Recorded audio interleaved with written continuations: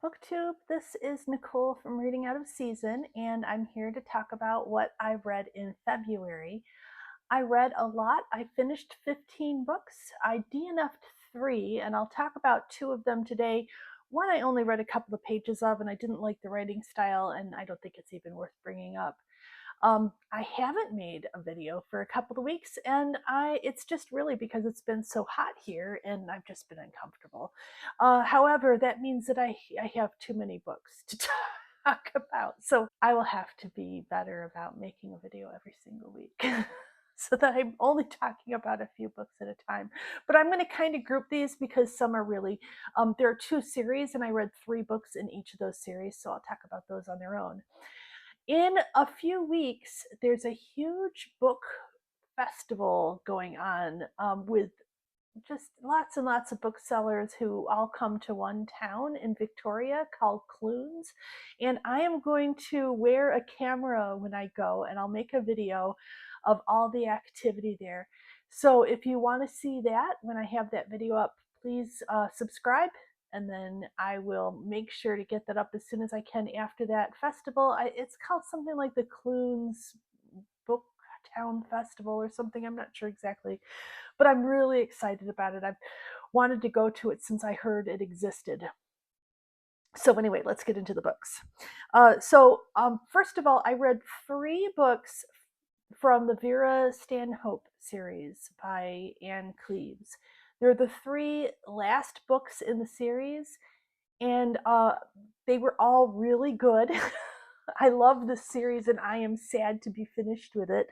The first one was called The Darkest Evening, and in that one, Vera, who's the detective, the investigator in the series, she is driving home during a blizzard, and she sees a car on the side of the road, and it has the door open. So she goes to make sure everything's okay, and she doesn't see any particular problems except that there's a baby who's been left in a baby seat in the back. And so she's very concerned, A, about, nobody just leaves their baby, and B, is this baby going to be okay? So the first things first, she needs to make sure the baby is okay. So she leaves a note for the mom saying, "Don't worry, I've got your baby. Here's my phone number," or leaves her business card. She's a police officer. And then takes the baby up to the closest house, which is owned by her family, her extended family. And there's a big party going on there. And she takes the baby in there so that it'll be safe. And then during the party, somebody goes outside and stumbles upon a body. And therein starts the mystery. Is this body the mother of the baby? And if so, why did she die? Why did she die here? Why did she leave the baby? There's just so much to ask questions about, and it was excellent. And then the second one I read up from this series is called The Rising Tide. This is about a group of adults who get together every 5 years after a high school event they went to. And so they're all together again for this reunion. It's been quite a while. They must be in their 40s, I want to say, maybe 50s. And one of the former students is found dead. And so again, there are lots of secrets and there's lots of history that people haven't talked about all the time, and lots of mystery. And Vera is in it finding out what's going on. And then the third one from that series was called The Dark Wives. And this is the last book in the series. There's a group home for troubled teenagers, and there's somebody who dies at the group home outside of it, one of the people who works there. And they go to let his parents know that he's passed away. And they're like, "What are you talking about? My son doesn't work there. What's going on?"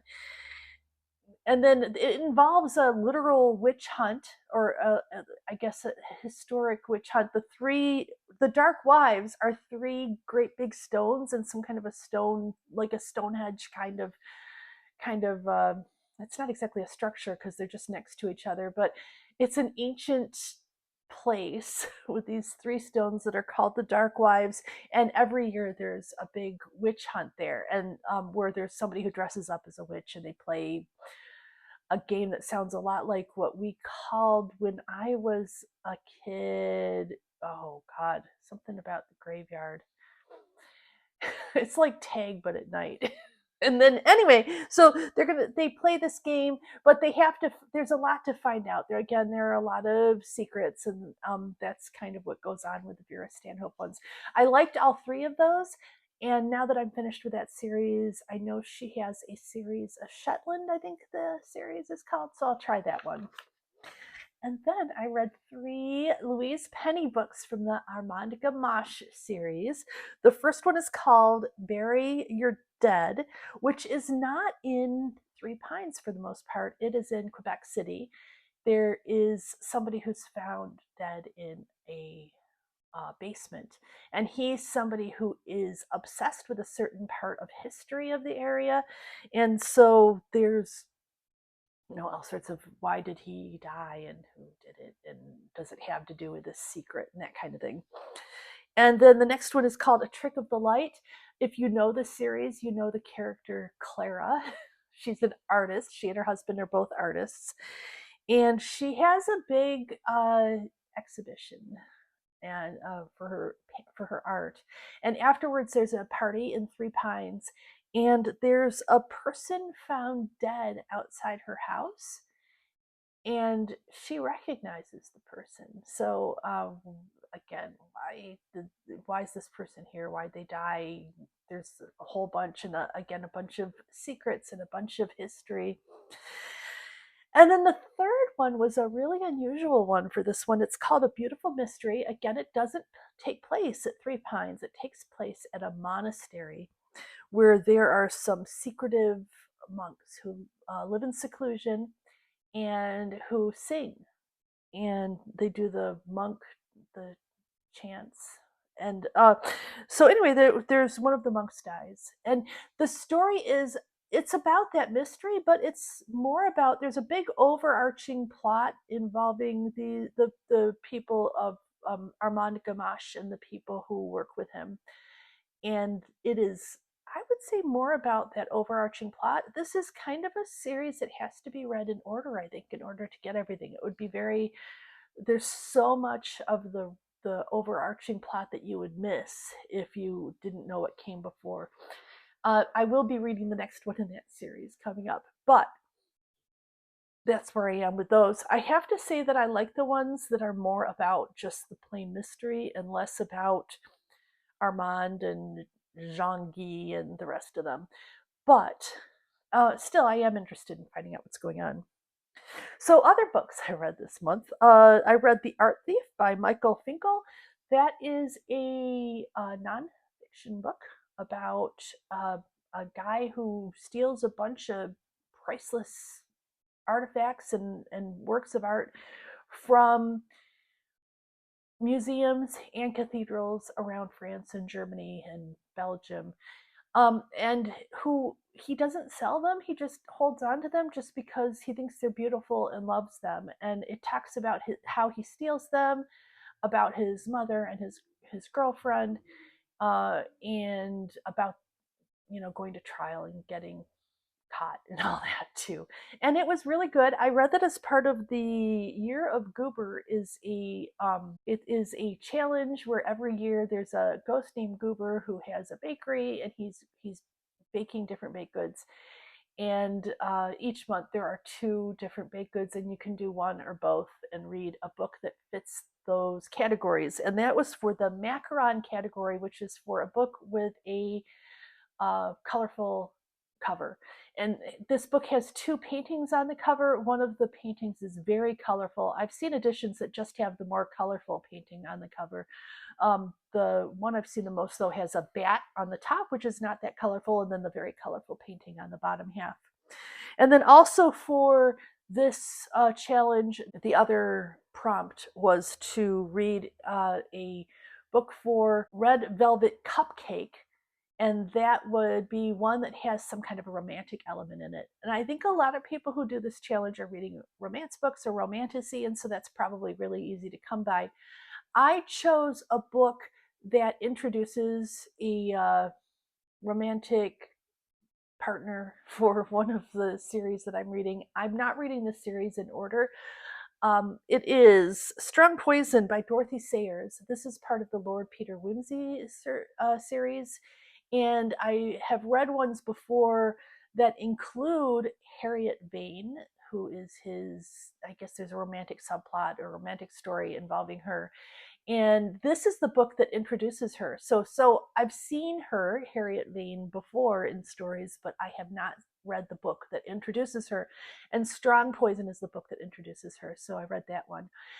In this book, Harriet is in a relationship, and it's a very scandalous relationship at this time. She wanted to marry this writer. She's a writer as well. He thought he was too modern and evolved to be married, and so she agreed to live with him without being married.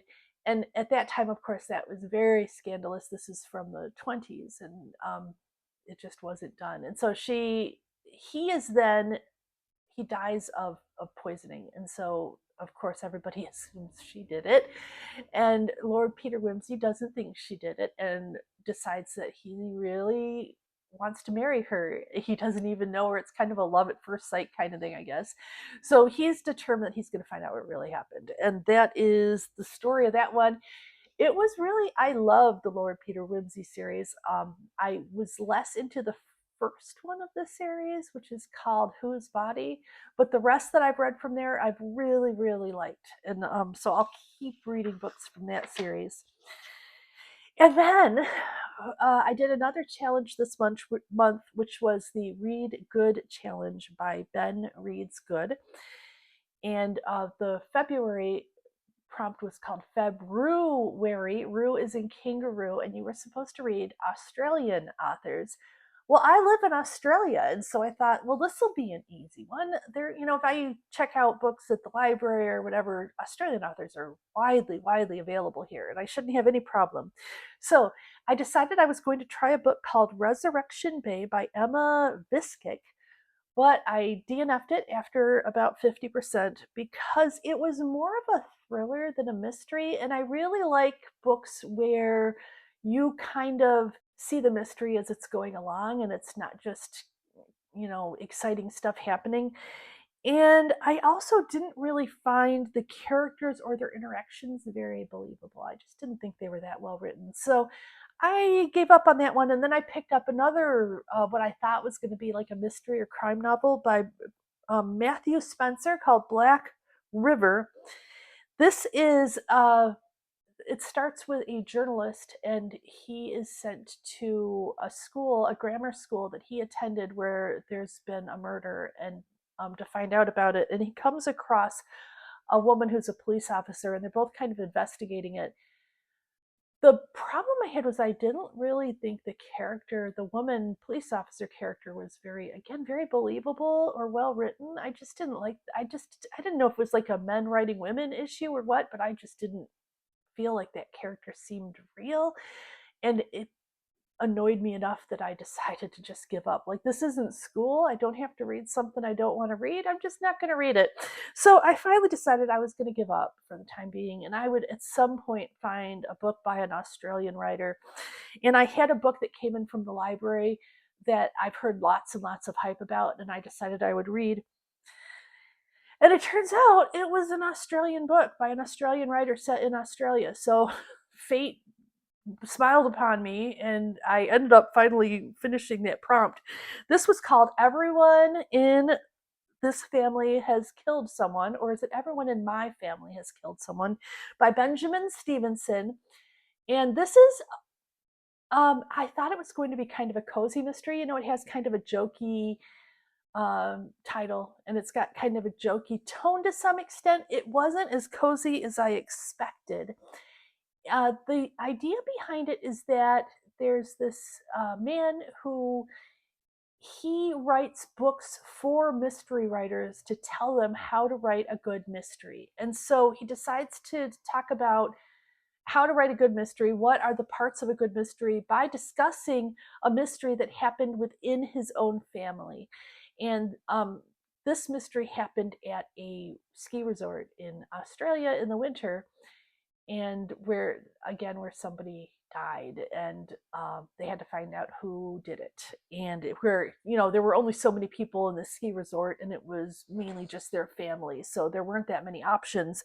And the members of their family all had a history involving death, intentional or unintentional, of someone. And so there's also, it goes through each of their backstories as well.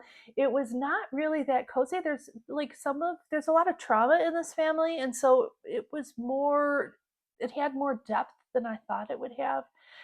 And I would say I did like it. I didn't love it like I thought I might, but I did really like it. Then the next book I read was called Strange Sally Diamond by Liz Nugent.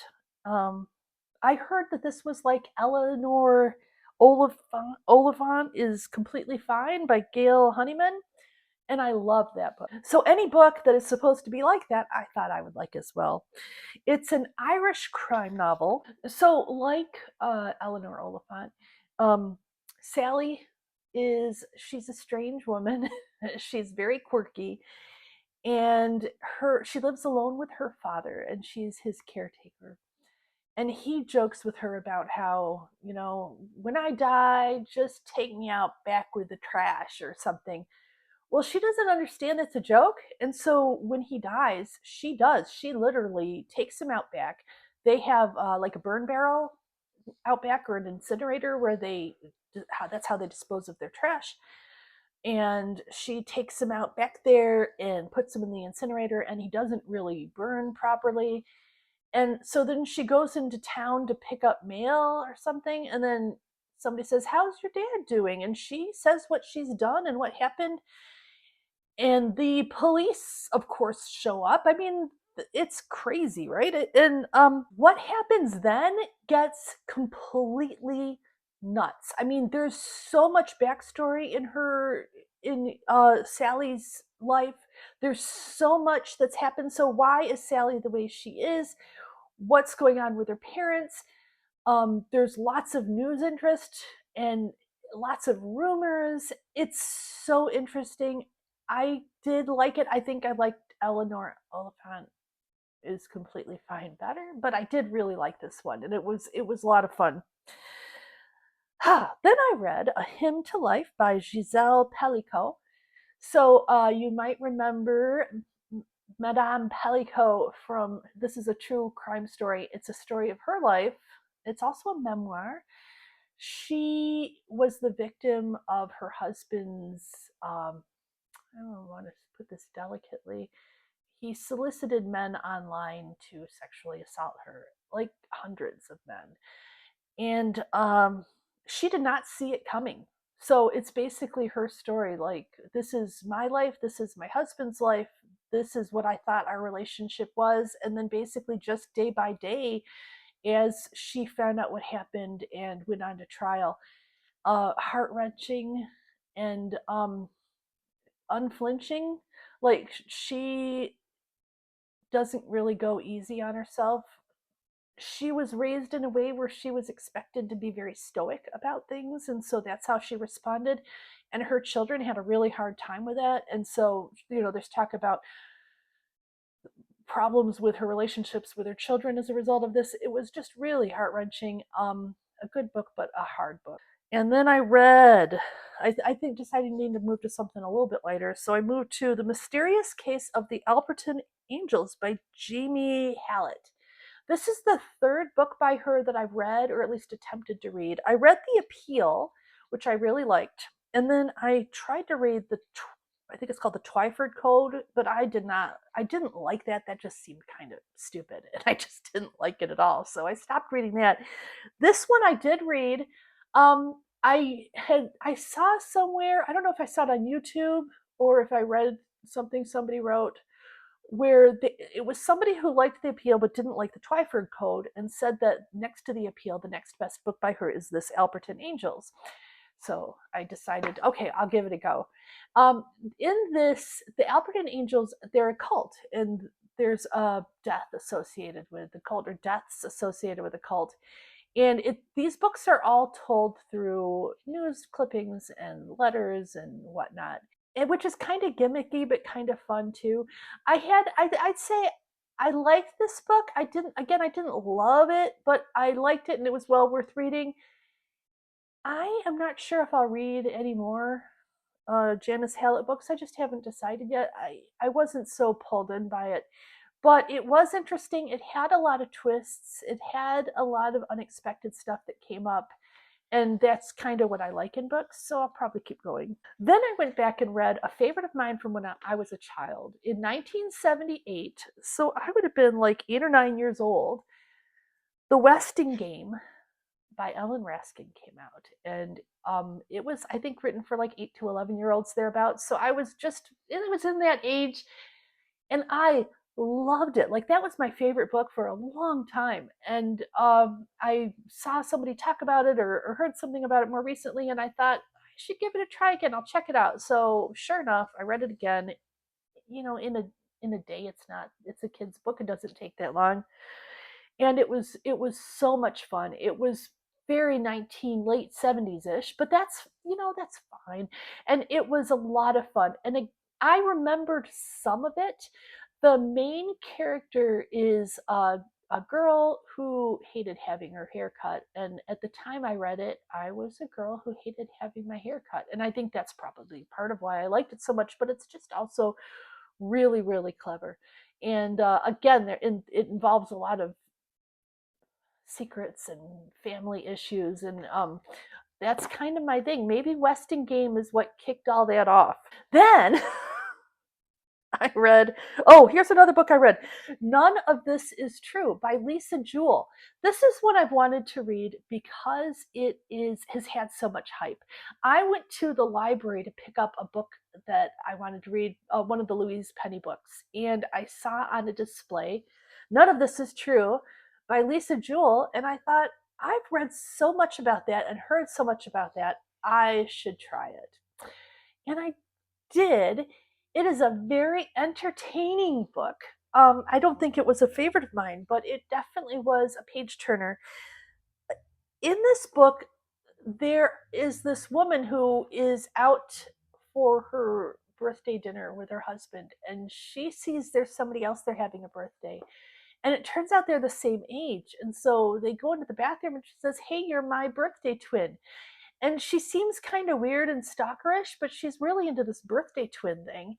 And it turns out this other woman does a podcast. And so she does a podcast about women who are getting out of bad situations. And so she tells her, I'm actually in kind of a bad situation. Her husband is way, way older than her.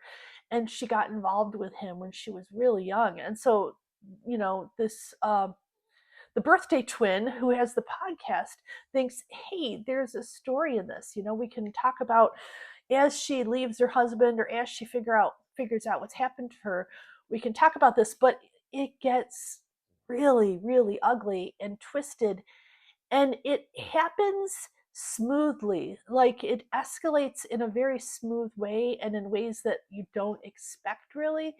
I thought it was well done, and I might read more by her. It was enough fun that I think it's worth checking out more by that author. It was easy reading, and just really a fun one just to read when you're just wanting a good time. Then I read one that's very different from that, and that was called Daddy Love by Joyce Carol Oates.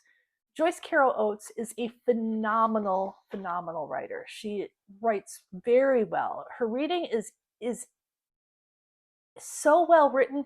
There's a kind of writing that is easy to read because of how much work was put into it, that it just flows very, very smoothly. And she writes like that. And she writes about very disturbing subjects. And having books that are so disturbing, written so smoothly, is a weird feeling. This is a book about somebody who abducts a child. And it's told from different points of view. It's told, first of all, from the mother's point of view, and then it's told from the abductor's point of view, which is really uncomfortable in a Lolita kind of uncomfortable way. Like, it's very uncomfortable, his attitudes about everything, but particularly children. Uh, a fascinating book. It was disturbing, but Joyce Carol Oates is the queen of disturbing. She's really good at it. After this book, you will probably need something light to read after it, I would guess. It's that kind of a book. And that's the end of my month of books. So I'm looking now for books I'll have a good time with in April, March. I have to remember what month it is. I am looking for books that I can read in March that I will enjoy. I'll make another video about that. If you have any questions about any of the books I've read, if you want to know more about them, please let me know. Please give this a like if you've come this far, and I will see you next time. Thank you.